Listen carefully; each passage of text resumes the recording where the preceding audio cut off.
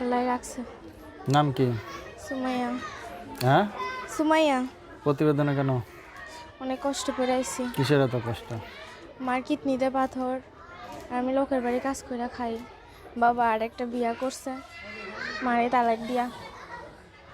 তা আপনার চেহারা তো সুন্দর, তা আপনি প্রতিবেদনে আসছেন কেন?